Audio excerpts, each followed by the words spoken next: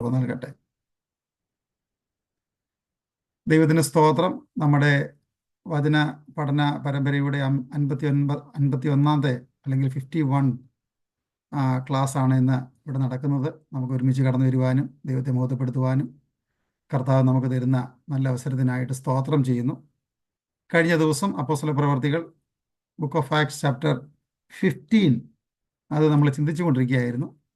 അതിൻ്റെ വേഴ്സ് 29 വരെയുള്ള ഭാഗമാണ് കഴിഞ്ഞ ദിവസം നമ്മൾ ചിന്തിച്ചത്. അവരുടെ ഒന്നാം മിഷണറി യാത്രയിൽ അവർക്കുണ്ടായ ചില വിഷയങ്ങളെ അതിൻ്റെ സ്ഥിരീകരണത്തിനും അത് പൊതുവായ ഒരു ധാരണയ്ക്കുമായിട്ട് അവർ യെരുശലേമിലേക്ക് കടന്നു വരുന്നു. അന്ത്യോക്യയിൽ നിന്ന് കടന്നു വന്ന സഹോദരന്മാർ ബർന്നബാസും പൗലോസുമാണ്. അവരവിടുന്ന് ശീലാസും യൂദയും ബർന്നബാസും പൗലോസുമായിട്ട് മടങ്ങി അന്ത്യോക്യയിൽ എത്തുന്നു. ആരെങ്കിലും ഒരാൾ തുടർന്നുള്ള 30 മുതൽ 40 വരെയുള്ള വാക്യമാണ്. അതിൻ്റെ 30, 31, 32 വാക്യങ്ങൾ ശുശ്രൂഷ അനുഗ്രഹത്തിനായിട്ടൊന്ന് വായിക്കാം. Book of acts chapter 15 versus 30 to 32. അങ്ങനെ അവർ വിടവാങ്ങി അന്ത്യോക്യയിൽ ചെന്നു ജനസമൂഹത്തെ കൂട്ടിവരുത്തി ലേഖനം കൊടുത്തു. അവർ ആശ്വാസവചനം വായിച്ച് സന്തോഷിച്ചു. യൂദയും ശീലാസും പ്രവാചകന്മാർ ആകൊണ്ട് പല വചനങ്ങളാരും സഹോദരന്മാരെ പ്രബോധിപ്പിച്ച് ഉറപ്പിച്ചു. സ്തോത്രം. നമുക്കറിയാം, വളരെ സങ്കീർണമായ ഒരു വിഷയത്തെ പരിഹരിച്ച് സന്തോഷത്തോടെ ഇവർ മടങ്ങിയെത്തുകയാണ്. യെരുശലേമിലെ സഭ എന്ത് ചെയ്തു? യെരുശലേമിലെ സഭ ആ വിഷയത്തിനൊരു പരിഹാരം കൊണ്ടുവന്നു.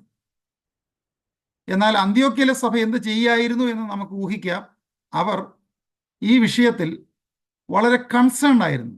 കാരണം ഒരു ചർച്ച മാത്രമല്ല, പല സ്ഥലങ്ങളിൽ സഭകൾ സ്ഥാപിക്കപ്പെട്ടത് മാത്രമല്ല, നമ്മളിപ്പോൾ ഒരു സ്ഥലത്ത് ഒരു കോളേജോ യൂണിവേഴ്സിറ്റിയോ ആരംഭിച്ചിട്ട് അതിൻ്റെ അക്രഡിറ്റേഷൻ അസാധുവാക്കുവാൻ സുപ്രീം കോടതിയിൽ ഒരു കോടതി വിധി നടക്കുകയാണെങ്കിൽ ആ കോളേജുകാർ ഏതൊക്കെ രീതിയിൽ പരിശ്രമിക്കുമോ, ഇതുപോലെ ഇവർ കേട്ട സുവിശേഷത്തിന് വിരോധമായി മറ്റൊന്ന് വന്ന് പറഞ്ഞു, നിങ്ങളുടെ രക്ഷ സമ്പൂർണ്ണമാണെങ്കിൽ നിങ്ങൾ ന്യായപ്രമാണത്തെ പ്രമാണിക്കണം എന്നൊരു ചിന്ത അവിടെ വന്നതുകൊണ്ട് ഈ ജാതികളുടെ ഇടയിലുണ്ടായ സഭകളിൽ ഒരു വലിയ ആശയക്കുഴപ്പമുണ്ടായി. അവർ രക്ഷിക്കപ്പെട്ടതാണോ എന്ന് പോലും ഉള്ളൊരു ചോദ്യം ഉയർന്നു നിൽക്കുകയാണ്. സ്വാഭാവികമായിട്ടും ഈ സമയത്ത് അന്ത്യോക്യയിലെ സഭ വളരെ ആത്മാർത്ഥമായിട്ട് അവർ പ്രാർത്ഥിച്ചുകൊണ്ടിരിക്കുകയാണ്.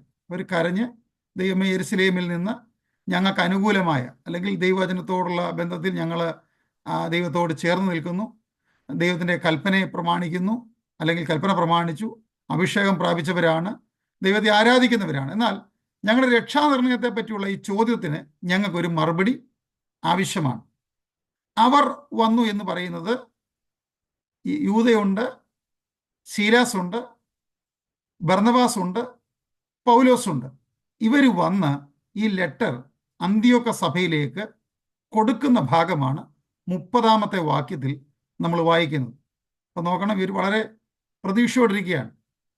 ഈ ലെറ്റർ വായിക്കുമ്പോൾ പ്രത്യേകിച്ച് എന്താണ് വന്നത്?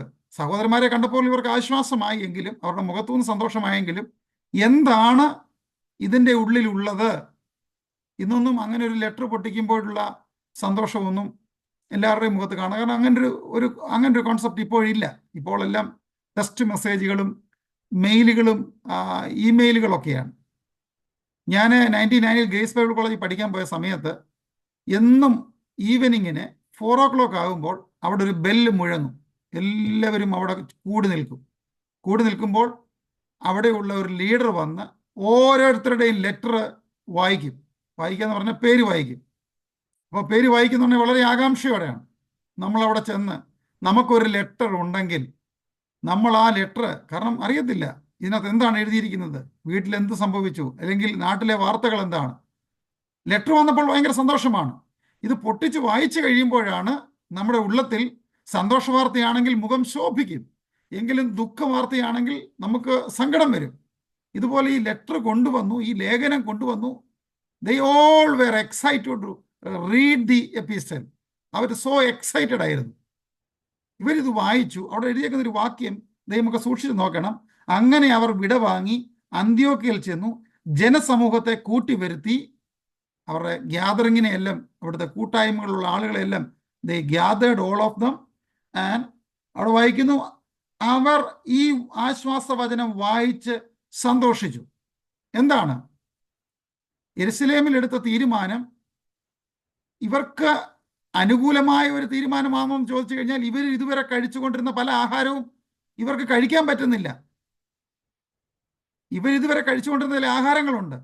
ആ ആഹാരങ്ങൾ കാരണം ശ്വാസം മുട്ടിച്ചതിന് ഇവർക്ക് കഴിക്കാം, രക്തം വാർന്നൊഴിഞ്ഞു പോകാത്തതിന് ഇവർക്ക് കഴിക്കാം.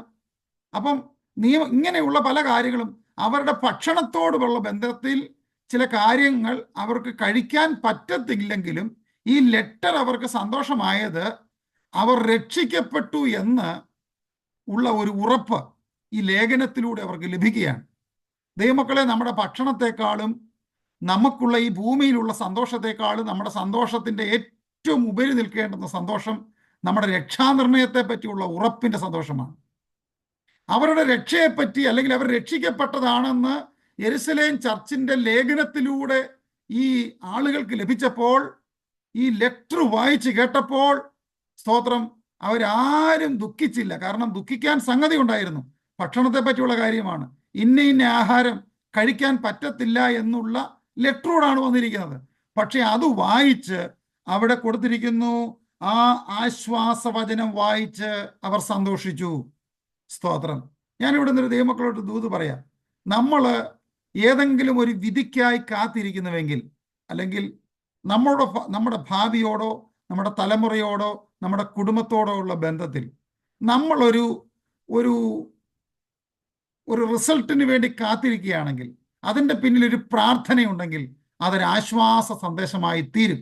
സ്തോത്രം. പ്രാർത്ഥിക്കും ദൈവമക്കളെ, നമ്മളൊരു വിഷയത്തെ പ്രാർത്ഥിച്ച് ദൈവകരത്തിൽ ഏൽപ്പിച്ചാൽ അതിനോട് ബന്ധപ്പെട്ട സന്ദേശങ്ങളൊക്കെ ആശ്വാസത്തിൻ്റെതായി തീരും. അവരൊന്നും ആഹാര വിഷയത്തിലല്ലായിരുന്നു അവരുടെ ഫോക്കസ്, പരിച്ഛേദന വിഷയത്തിലായിരുന്നില്ല അവരുടെ ഫോക്കസ്. അവരുടെ ഫോക്കസ് ഇവരോട് വന്ന് യെരുശലേമിലെ ചില സഹോദരന്മാർ പറഞ്ഞു, നിങ്ങളുടെ രക്ഷ പൂർണ്ണമല്ല, കാരണം നിങ്ങൾ ന്യായപ്രമാണം പ്രമാണിക്കണം, എങ്കിൽ മാത്രമേ നിങ്ങൾക്ക് ക്രിസ്ത്യാനികളായി തീരുവാൻ കഴിയുകയുള്ളൂ.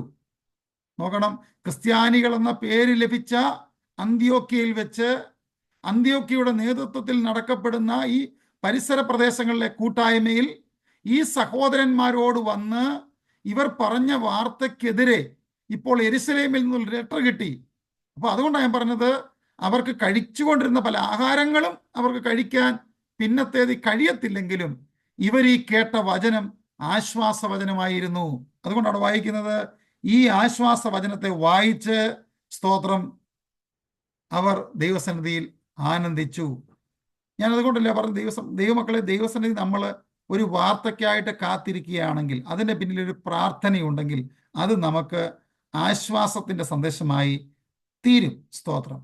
ഇവിടെ നമ്മൾ 32-ാമത്തെ വാക്യത്തിൽ അവരുടെ സന്തോഷത്തിൻ്റെ മറ്റൊരു തലം കൂടെ പറയുകയാണ്. The second stage of their happiness. ഇത് മാത്രമല്ല, ഇപ്പം ഇവർക്ക് രക്ഷയുടെ കാര്യത്തിൽ ഇവർ സന്തോഷിക്കുന്നത്, കുറച്ചു നേരം കഴിയുമ്പോഴത്തേക്ക് വിശപ്പ് വരുമ്പോൾ ആഹാര വിഷയത്തിലും പ്രശ്നം വരും.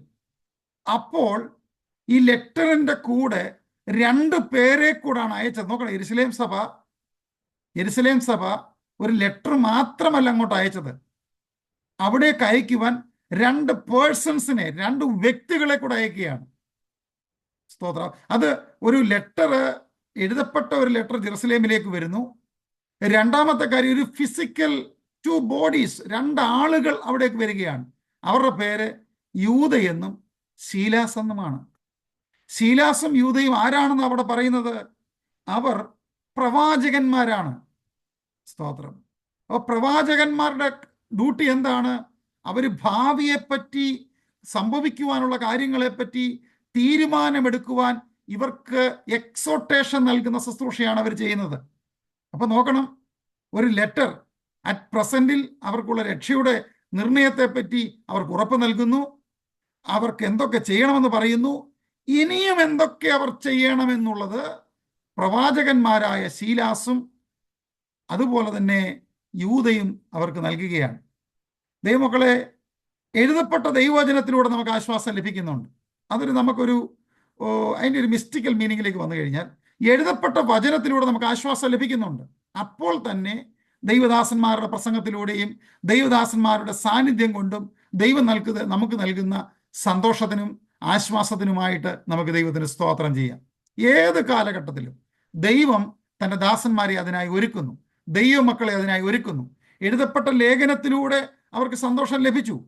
2, കടന്നു വന്ന ഈ 2 വ്യക്തികളും അവരുടെ സ്തോത്രം അവിടെ കൊടുക്കുന്നു.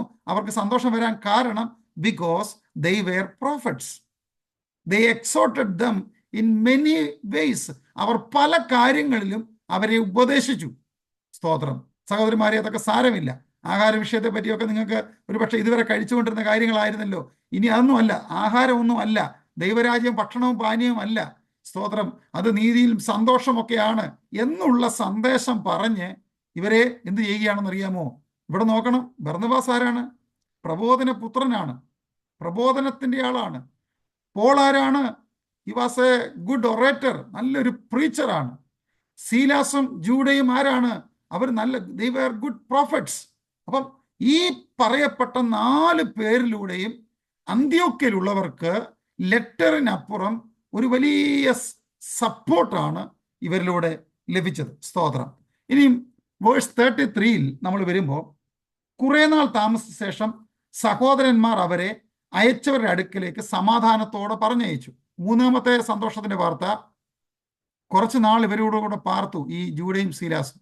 എന്നിട്ട് ഇവരെ സന്തോഷത്തോടെ യാത്ര അയക്കുക. സന്തോഷത്തോടെ യാത്ര അയക്കുക എന്ന് പറഞ്ഞു കഴിഞ്ഞാൽ ഇവർ വന്നിട്ട് ഈ ലെറ്ററിൻ്റെ പേരിലോ അവിടെ നടന്ന ഇതുവരെയുള്ളായിരുന്ന ഡിസ്പ്യൂട്ടിൻ്റെ പേരിലോ ഒരു സംസാരവും അവിടെ നടന്നില്ല. ദൈവം ഒരു അന്തരീക്ഷത്തെ ഏറ്റെടുത്തു കഴിഞ്ഞാൽ അവിടെ സമാധാനമുണ്ടാകും.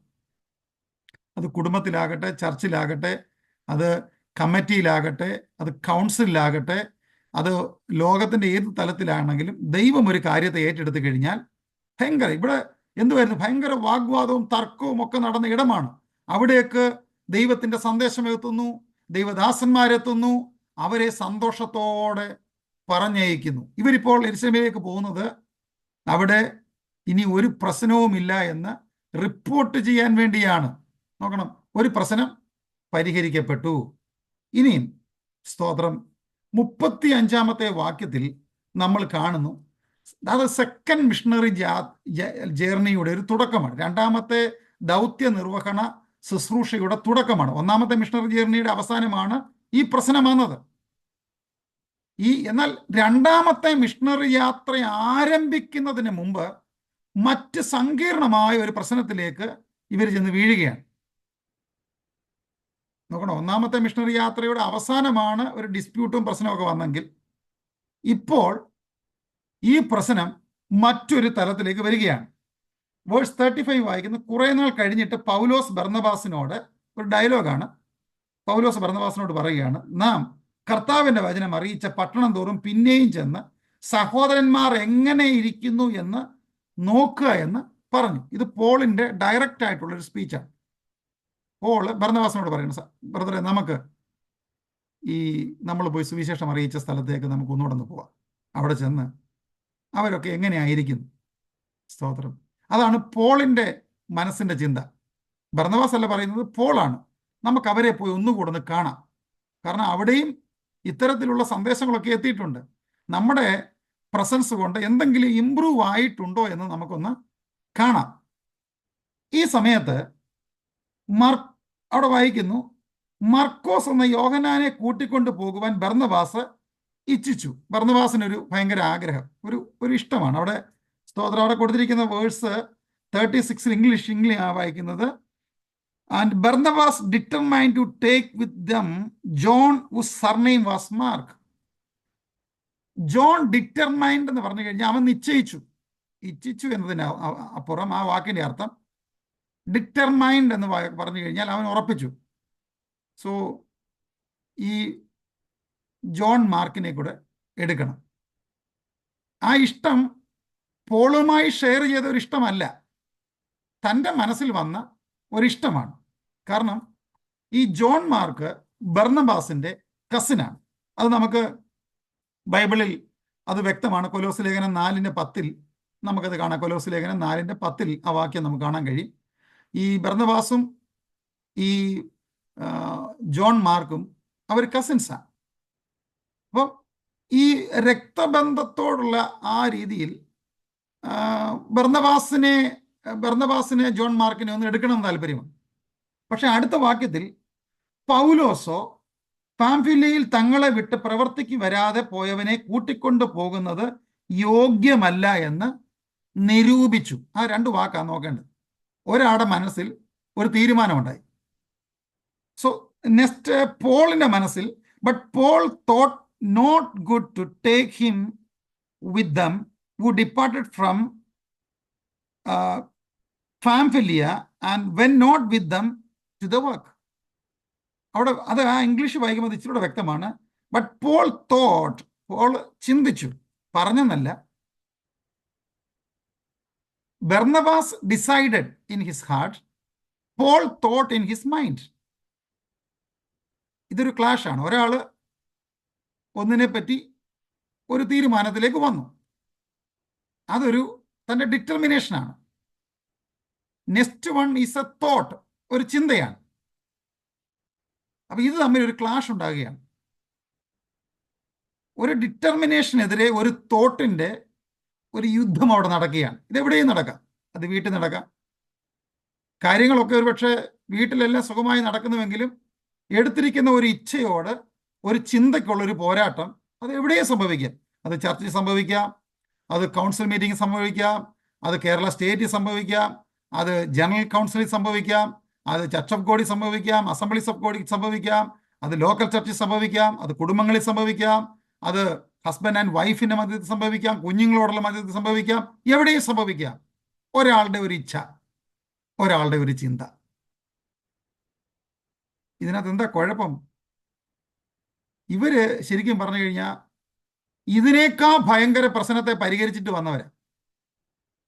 ഏതാ? രക്ഷയോടുള്ള, ദൈവികമായ സാൽവേഷൻ എന്ന ആ വലിയ സബ്ജക്റ്റിനോടുള്ള ബന്ധത്തിൽ ഒരു പ്രശ്നം വന്നപ്പം ഇവര് ആ വിഷയത്തിൽ പ്രാർത്ഥിച്ച് ജെറുസലേമിൽ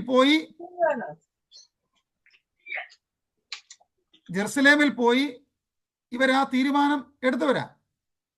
പക്ഷെ ഇപ്പോൾ അവർക്ക് എന്ത് പറ്റുന്നില്ല? ഇപ്പോൾ അവരുടെ സെക്കൻഡ് മിഷണറി ജേർണിയുടെ തുടക്കത്തിൽ ഇവർക്ക് ഒരു തീരുമാനത്തിലേക്ക് വരാൻ കഴിയുന്നില്ല. പലപ്പോഴും നമ്മുടെ ജീവിതത്തിൽ നമ്മൾ ആദ്യത്തെ നാളുകളിൽ ഉണ്ടായ ഒരു തീരുമാനത്തിലല്ല നമ്മളിപ്പോൾ ആയിരിക്കുന്നത്. നമ്മുടെ യാത്രയുടെ മുന്നിൽ നമ്മൾ വലിയ വലിയ വിഷയങ്ങളെ ഫേസ് ചെയ്ത് അതിൽ നിന്ന് ജയം ഏറ്റെടുത്തിട്ടുള്ളവരാണ്. പക്ഷെ ഇപ്പോൾ പല ചെറിയ വിഷയങ്ങളുടെ മുമ്പിൽ നമ്മൾ പരാജയപ്പെട്ടു പോവുകയാണ്. ഇസ്രായേൽ മക്കൾക്കും അത് സംഭവിച്ചതാണ്. അവർ യെരിഹോ എന്ന് പറയുന്ന ഒരു വലിയ പട്ടണത്തെ അവർ സ്തുതി കൊണ്ടും സ്തോത്രം കൊണ്ടും ആരാധന കൊണ്ടും ജയിച്ചവരാ. എന്നാൽ ആയി എന്ന ഒരു ചെറിയ പട്ടണത്തെ ജയിക്കുവാൻ അവർക്ക് കഴിഞ്ഞില്ല. ഇതൊരു റിയാലിറ്റിയാണ്. പാപത്തെയും പിശാചിനെയും നാം ജയിച്ചവരാണ്. ക്രിസ്തുവേശുവിലൂടെ ജയം കൊണ്ടാടുന്നവരാണ്.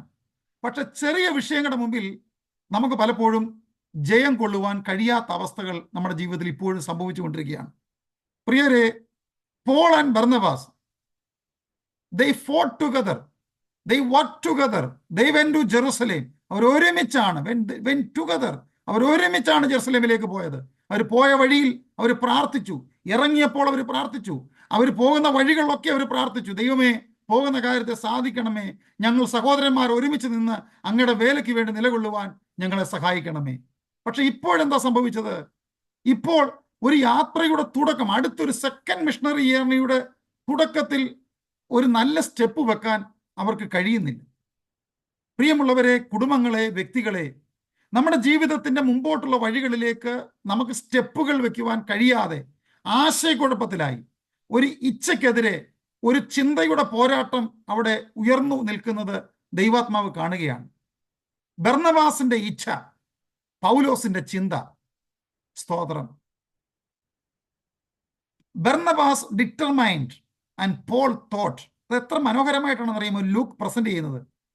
ലൂക്ക്, അദ്ദേഹം ഒരു ഫേവറിറ്റോസവും ഇല്ലാത്ത മനുഷ്യനാണ്. പോളിനോടോ ബർന്നബാസിനോടോ എഴുത്തുകാരൻ നിഷ്പക്ഷമായി നിന്നുകൊണ്ട് ഒരു ബയാസ്മെന്റും ഇല്ലാതെ തൻ്റെ ബ്യൂട്ടിഫുൾ ഹിസ്റ്ററിയാണ്. ഒരു ഹിസ്റ്ററി എഴുതുന്ന വ്യക്തിക്ക് ഒരു ബയാസ്മെന്റ് ഉണ്ടാകാൻ പാടില്ല. ഒരു ചരിത്രം എഴുതുന്ന വ്യക്തി നിഷ്പക്ഷമായി ചരിത്രം എഴുതണം. ഈ സംഭവം കഴിഞ്ഞ് ചില നാളുകൾ കഴിഞ്ഞപ്പോൾ ലൂക്ക് ചരിത്രം എഴുതിയപ്പോൾ പോളും ബർന്നബാസും പിന്നത്തേതിൽ സ്നേഹിതരായി മാറി. പക്ഷേ ഇപ്പോൾ സംഭവിക്കുന്നത് പോളും ബർന്നബാസും നടന്ന ആ എൻകൗണ്ടറിലെ പ്രശ്നത്തെ ലൂക്ക് നമ്മുടെ മുമ്പിൽ പ്രസന്റ് ചെയ്യുകയാണ്. ബർന്നബാസിന്റെ ഒരു ഡിറ്റർമിനേഷൻ, ഒരു എടുത്ത ഒരു ഇച്ഛ അല്ലെങ്കിൽ ഒരു തീരുമാനം. പോള് തൻ്റെ ചിന്തയിൽ വന്ന തൻ്റെ ചിന്ത, സ്തോത്രം, ഇച്ഛ പലപ്പോഴും വരുന്നത് ഇഷ്ടത്തിലാണ്. ഇഷ്ടം ബർന്നബാസിന് മാർക്കിന് ഇഷ്ടമാണ്. ചിന്ത വരുന്നത് പഴയ കാലങ്ങളോടുള്ള ബന്ധത്തിലാണ്. ചിന്ത വരുന്നത് എന്നോടിതവൻ ചെയ്തല്ലോ, സ്തോത്രം, എന്നോടിത് ചെയ്തല്ലോ, എങ്കിലും എന്നോടിത് ചെയ്തല്ലോ, ഞങ്ങളുടെ കൂടെ യാത്ര ചെയ്തിട്ട് പാതി വഴിയിൽ വെച്ച് വിട്ടിട്ട് പോയല്ലോ, എനിക്കിത് സഹിക്കാൻ പറ്റത്തില്ല. നോക്കണം, എപ്പോഴും സന്തോഷിപ്പീൻ എന്ന് പറഞ്ഞ് ലേഖനം എഴുതിയ പോൾ തന്നെ തൻ്റെ ജീവിതാനുഭവത്തിൽ വരുമ്പോൾ അതിനെ തനിക്ക് അങ്ങോട്ട് ഉൾക്കൊള്ളാൻ കഴിയുന്നില്ല. മറ്റൊന്നുമല്ല, ഇനിയും അതുണ്ടാകാൻ സാധ്യതയുണ്ട്. നമ്മളാരും ദൂതന്മാരൊന്നുമല്ല, നമ്മളെല്ലാം മനുഷ്യരാ. ബലഹീനതകൾ സംഭവിക്കും. ഏതെങ്കിലും ഒരു ഇച്ഛയ്ക്കെതിരെ നമ്മുടെ ചിന്തകൾക്കെതിരെ ഒരു ഇച്ഛയോ ഉയർന്നു നിൽക്കുന്നുവെങ്കിൽ അവിടെ പരിശുദ്ധാത്മാവിന്റെ ഗൈഡൻസിന് വേണ്ടി നമുക്ക് ദൈവത്തോട് പ്രാർത്ഥിക്കാം. പ്രിയരെ, ഇന്ന് വൈകിട്ടത്തെ ഈ പ്രാർത്ഥനയിൽ നമ്മുടെ കുടുംബത്തോടുള്ള ബന്ധത്തിൽ ഒരു തീരുമാനമെടുക്കുവാനും ഒരുമിച്ച് മുന്നേറുവാനും നമുക്ക് തടസ്സമായി ഏതെങ്കിലും ഡിറ്റർമിനേഷനോ ഏതെങ്കിലും ഒരു തോട്ടോ ഉയർന്നു നിൽക്കുന്നുവെങ്കിൽ ഇന്ന് രാത്രിയിൽ നമുക്കൊരു തീരുമാനമെടുക്കാം. അതിനെ ജയിക്കുവാൻ നമുക്ക് ഒരുമിച്ച് കഴിയണം. അല്ലെങ്കിൽ പിരിഞ്ഞു പോകും, സ്തോത്രം, അല്ലെങ്കിൽ നാം തകർന്നു പോകും, അല്ലെങ്കിൽ നാം ഉടഞ്ഞു പോകും. ഇതൊരു വാണിംഗ് ആണ്, ഇതൊരു സന്ദേശമാണ്. ഇത് ഹൃദയത്തിലേക്ക് കടക്കണം. പല കുടുംബങ്ങളിലും പല വ്യക്തികളിലും ബന്ധങ്ങളിലും സംഭവിക്കുന്ന പരാജയങ്ങളുടെ പ്രധാനപ്പെട്ട കാരണം ഇതാണ്. മറ്റല്ലാതെ 100 ഏക്കറിന്റെ പ്രശ്നങ്ങളൊന്നുമല്ല, രാജ്യാന്തര അതിർത്തികളോടുള്ള ബന്ധത്തിലെ പ്രശ്നങ്ങളൊന്നുമല്ല. പ്രശ്നങ്ങൾ വളരെ ചെറുതായിരിക്കും. ഒരാൾക്ക് ഒരു ഇഷ്ടം, ഒരാൾക്കൊരു ചിന്ത. ഇവർക്കിതിനെ നോക്കണം, ഇതിനേക്കാൾ എത്രയോ വലിയ വിഷയത്തെ യെരുശലേമിലെ കൺവെൻഷനിൽ പോയി, മീറ്റിങ്ങിൽ പോയി, കൗൺസിലിൽ പോയി പരിഹരിച്ചിട്ട് ഒരുമിച്ച് ജയത്തോടെ വന്ന് ലെറ്ററുമായിട്ട് വന്നവരാ. പിശാചിന്റെ തന്ത്രങ്ങളെ നാം അറിയാത്തവരല്ലല്ലോ. നമ്മുടെ ജീവിതത്തിലെ ഉയർച്ചകൾക്കും നമ്മുടെ ജീവിതത്തിലെ സ്റ്റെപ്പുകൾ വയ്ക്കുവാനും മുന്നേറുവാനും തടസ്സമായിട്ടുള്ള ഏതെങ്കിലും ഇച്ഛകൾ, ഏതെങ്കിലും ഇത്തരത്തിലുള്ള വിചാരങ്ങൾ നമ്മുടെ ജീവിതത്തിന്റെ ബ്ലെസ്സിങ്ങിന് തടസ്സമായി നിൽക്കുന്നുവെങ്കിൽ മനഃപൂർവ്വമായി ഇന്ന് രാത്രികാലം അവയോട് വിട പറഞ്ഞ് നമ്മുടെ കാൽച്ചുവടുകളെ ക്രിസ്തുവിന്റെ കാലിലെ സന്നിധിയിൽ ഉറപ്പോടെ വെച്ച് മുന്നേറുവാൻ ദൈവമായ കർത്താവ് നമ്മെ സഹായിക്കുമാറാകട്ടെ. അപ്പം എഴുത്തുകാരനോട് വായിക്കുന്നു, Paul Barnabas determined and Paul thought എന്നാണ്. ബർന്നബാസ് ഇച്ഛിച്ചു, പൗലോസ് ചിന്തിച്ചു, സ്തോത്രം. അങ്ങനെ അവർ തമ്മിൽ ഉഗ്രവാദമുണ്ടായിട്ട് വേർപിരിഞ്ഞു. Verse 38, and Paul thought not good to take him with them, so they had a contention was a sharp between them that they departed asunder. നോക്കണം, they departed, അവർ വേർപിരിഞ്ഞു. നോക്കണം, എത്ര മ്യൂച്വൽ. നോക്കണം, ഇവര് തമ്മിൽ നിന്നായിരുന്നുവെങ്കിൽ ശ്രദ്ധിക്കണം. അപ്പോസ്തല പ്രവൃത്തിയിൽ പിന്നീട് നമ്മൾ ബർന്നബാസിനെ ശരിക്കും കാണുന്നില്ല. അപ്പോസ്തല പ്രവൃത്തിയുടെ 28-ാമത്തെ അധ്യായം വരെ തിളങ്ങി നിൽക്കേണ്ടുന്ന ഒരു മനുഷ്യനായിരുന്നു ബർന്നബാസ്. ഞാൻ ഈ വചനം ധ്യാനിച്ചപ്പോൾ എൻ്റെ മനസ്സിൽ ദൈവം ഭയങ്കരമായ ഒരു വലിയ ദൂത് തന്നു. ബർന്നബാസ് ബുക്ക് ഓഫ് ആക്ട്സിന്റെ ലാസ്റ്റ് ചാപ്റ്റർ വരെ തിളങ്ങി ശോഭയോടെ നിൽക്കേണ്ട മനുഷ്യനാണ്. പക്ഷേ തൻ്റെ ഡിറ്റർമിനേഷൻ മറ്റൊരു തോട്ടിനോടുള്ള ബന്ധത്തിൽ ഇടിച്ച് തകർന്ന് നമ്മൾ പിന്നെ ബർന്നബാസിനെ കാണുന്നില്ല. ബർന്നബാസ് കുപ്രസ് ദ്വീപിലേക്ക് പോവുകയാണ്. പിന്നെ നമ്മൾ ബർന്നബാസിനെ കാണുന്നില്ല. പിന്നെ നമ്മൾ അപ്പോസ്തല പ്രവൃത്തി മുഴുവൻ കാണുന്നത് പോളിനോട് കൂടെ പോയ സീലാസിനെയും തിമത്തിയെയുമാണ്. പ്രിയരെ, നമ്മുടെ ജീവിതത്തിൽ ചില നന്മകളും അനുഗ്രഹങ്ങളും വിടുതലുകളും ദൈവം നൽകി നമ്മളെ മുമ്പോട്ട് നയിക്കുമ്പോൾ നമ്മുടെ ഡിറ്റർമിനേഷനും നമ്മുടെ ഇച്ഛകളും നമ്മുടെ മുമ്പിൽ നിൽക്കുന്ന ചിന്തകളും തമ്മിലുള്ള ക്ലാഷിൽ നമ്മൾ ഒരിക്കലും ദൈവിക പ്രോഗ്രാമിന് വെളിയിൽ നമ്മൾ പോകരുത്. ഇന്ന് രാത്രിയിൽ ദൈവം നമ്മോട് സംസാരിക്കുന്ന ദൈവിക സന്ദേശത്തെ ഹൃദയപൂർവ്വം ദൈവമക്കൾ സ്വീകരിക്കണം. ഒരിക്കലും ദൈവത്തിൻ്റെ പ്രോഗ്രാമിൽ നിന്ന് നമ്മൾ വെളിയിൽ പോകരുത്. നമുക്ക് മനുഷ്യന്റെ പ്രോഗ്രാമിൽ നിന്ന് വെളിയിൽ പോകാം, മാനുഷികമായ പദ്ധതികളിൽ നമുക്ക് വെളിയിൽ പോകാം. But we are not allowed to go away from the programmes of God. ദൈവത്തിൻ്റെ പ്രോഗ്രാമിൽ നമ്മൾ ഉറച്ചു നിൽക്കണം. അതാണ് ഇവിടെ സംഭവിച്ചത്. ബർന്നബാസും പോളും കൂടെ പിരിയുന്നത് ദൈവത്തിന് ഇഷ്ടമായിരുന്നോ? നോ, ദൈവത്തിന് ഇഷ്ടമായിരുന്നില്ല. പക്ഷേ അവർ തമ്മിൽ വേർപിരിഞ്ഞ് കഴിഞ്ഞപ്പോൾ, സ്തോത്രം, ഞാനവിടെ എന്നെ ഏറ്റവും കൂടുതൽ ചിന്തിപ്പിച്ചത് കുപ്രോസ് ദ്വീപ് ഏഷ്യയിലാണ്. അത് വരും ദിവസങ്ങളിലെ ക്ലാസ്സിൽ നമുക്ക് ചിന്തിക്കാം. പോള് വീണ്ടും ആ ഏറിയയിലൂടെ ഒക്കെ പോകുമ്പം ദൈവത്തിൻ്റെ ആത്മാവ് പോളിനെ അങ്ങോട്ട് വിട്ടില്ല. കാരണം അവർ തമ്മിൽ ഒരു ഫ്രിക്ഷൻ ഇനി ഉണ്ടാകാൻ ഇടയാകരുത്, ഒരു പ്രശ്നമുണ്ടാകാൻ. ഒരുപക്ഷെ ദൈവാത്മാവ് വളരെ ദുഃഖിച്ച ഒരു സമയമാണ് ബർന്നബാസും പോളും തമ്മിലുള്ള ഈ കണ്ടൻഷൻ, ഈ വാഗ്വാദം. ദൈവം ഒരിക്കലും ഇഷ്ടപ്പെട്ടില്ല, ദൈവത്തിന് ഒരിക്കലും ഇഷ്ടമായിരുന്നില്ല. ഈ സന്ദേശം ഇന്ന് രാത്രികാലം ദൈവമക്കളെ നമ്മുടെ വചന പഠനത്തോടുള്ള ബന്ധത്തിൽ നമ്മുടെ ഉള്ളിലേക്ക് കടക്കണം. ദൈവം നമ്മളെ എന്തിനാണ് വിളിച്ചത്? സ്തോത്രം. അതിന് വിരോധമായിട്ട് ദൈവിക ബ്ലെസ്സിങ്സിന്, അല്ലെങ്കിൽ ദൈവത്തിൻ്റെ അനുഗ്രഹങ്ങൾക്ക്, ദൈവിക നന്മകൾക്കെതിരെ എന്തെങ്കിലും ഒരു ഡിറ്റർമിനേഷനെതിരെ ഒരു തോട്ടോ, ഒരു തോട്ടിനെതിരെ ഒരു ഡിറ്റർമിനേഷനോ ഉയർന്നു വരുന്നുവെങ്കിൽ നമുക്ക് അതിനെ ഈ ദിവസങ്ങളിൽ എന്ത് ചെയ്യാമെന്നറിയാമോ? നമുക്ക് ആ വിഷയത്തിന് മേൽ ജയമേറ്റെടുക്കാം. സ്തോത്രം. They stayed together, they prayed together, they fasted together, they went together to Jerusalem to solve a problem, but now they departed. ഒരാള് ഒരു സ്ഥലത്തേക്കും മറ്റൊരാൾക്ക് മറ്റൊരു സ്ഥലത്തേക്കും. സ്തോത്രം. എന്നെ ഇന്ന് രാത്രികാലം ദൈവമക്കളോടുള്ള ബന്ധത്തിൽ പിടിച്ചു നിർത്തി ദൈവം സംസാരിപ്പാൻ പോകുന്ന ഈ സന്ദേശം ശ്രദ്ധയോടെ കേട്ട് നമുക്ക് പ്രാർത്ഥിച്ച് ഈ മീറ്റിംഗ് അവസാനിപ്പിക്കാം. ഈ ബൈബിൾ സ്റ്റഡിയിൽ നമ്മൾ ഇന്ന് രാത്രി കേട്ടത് എന്തൊരു സന്തോഷമായിരുന്നു. യെരുശലേമിൽ നിന്ന് ലെറ്റർ വരുന്നു, ശീലാസും യൂദയും വരുന്നു, പ്രവാചകന്മാരാ, എത്ര സന്തോഷത്തോടെ പോയ ഒരു കൂട്ടായ്മയിൽ അവരുടെ അടുത്ത മിഷണറി ജേർണിക്ക് ഒരു ഫർദർ സ്റ്റെപ്പിലേക്ക്, ഒരു നെക്സ്റ്റ് ലെവലിലേക്ക് അവർ ഉയരാൻ ശ്രമിച്ചപ്പോൾ എത്ര ടാക്ട്ഫുള്ളി ആണെന്നറിയുമോ പിശാച് അവരെ തകർത്ത് കളഞ്ഞത്. സ്തോത്രം.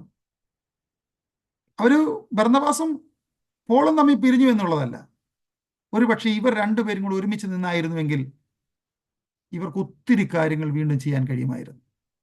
ഒരുപക്ഷെ ബർന്നബാസ് കുപ്രോസിൽ പോയി, പിന്നെ നമ്മളതിനെ കാണുന്നില്ല, എന്ത് ചെയ്തെന്നറിയത്തില്ല. സ്തോത്രം. നമ്മുടെ റിലേഷൻഷിപ്പുകളെ തകർത്ത് കളയുന്ന ശത്രുവിൻ്റെ തന്ത്രങ്ങളെ നാം തിരിച്ചറിയണം. അതിൻ്റെ മുമ്പിൽ നമ്മൾ ഒരിക്കലും പരാജയപ്പെട്ടു പോകരുത്. ഇന്ന് രാത്രികാലം കുടുംബമാകട്ടെ, കൂട്ടായ്മയാകട്ടെ, സഹോദരി ബന്ധങ്ങളാകട്ടെ, അതിനെ ഉടച്ചു കളയുന്ന ഇത്തരത്തിലുള്ള ശത്രുവിൻ്റെ തന്ത്രങ്ങളെ തിരിച്ചറിയുവാനുള്ള ദൈവകൃപയ്ക്കായിട്ട് നമുക്ക് ദൈവത്തോട് പ്രാർത്ഥിക്കാം. എല്ലാവർക്കും ഒരു വാക്ക് ദൈവസനെ പ്രാർത്ഥിക്കാം. കർത്താവേ, ഞങ്ങൾ കേട്ട വചനത്തിന് മുമ്പാകെ ഞങ്ങളുടെ ജീവിതത്തെ സമർപ്പിക്കുന്നു. ഞങ്ങളെ അങ്ങ് കേൾപ്പിച്ച സന്ദേശം ഞങ്ങളുടെ ജീവിതത്തിൽ, ഞങ്ങളുടെ കുടുംബജീവിതങ്ങളിൽ, ഞങ്ങളുടെ കൂട്ടായ്മയോടുള്ള ബന്ധത്തിൽ, ഞങ്ങളുടെ ജീവിത അനുഭവങ്ങളോടുള്ള ബന്ധത്തിൽ അങ്ങ് നൽകുന്ന എല്ലാ നല്ല അവസരങ്ങൾക്കായി സ്തോത്രം. ഞങ്ങളുടെ ജീവിതത്തിൻ്റെ ദൈവമേ മുമ്പോട്ടുള്ള പോക്കിൽ ദൈവമേ ഡിറ്റർമിനേഷനെതിരെ ഉയർന്നു വരുന്ന ചിന്തകളെയും, ചിന്തകൾക്കെതിരെ ഉയർന്നു വരുന്ന ഡിറ്റർമിനേഷനെയും അവയെ തിരിച്ചറിയുവാനും അവയുടെ മേൽ ജയം ഏറ്റെടുക്കുവാനും അങ്ങ് ഞങ്ങളെ സഹായിക്കണമേ. ദൈവകൃപയെ പൊതിയണമേ, ദൈവശക്തി ഞങ്ങളെ കാക്കണമേ. എല്ലാ അനുഗ്രഹങ്ങൾക്കായി സ്തോത്രം. കേൾപ്പിച്ച നല്ല സന്ദേശത്തിനായി സ്തുതിക്കുന്നു. പ്രാർത്ഥന കേട്ടതിനായി സ്തോത്രം. യേശു ക്രിസ്തുവിൻ നാമത്തിൽ തന്നെ ആമേൻ. God bless you all. കർത്താവ് എല്ലാവരെയും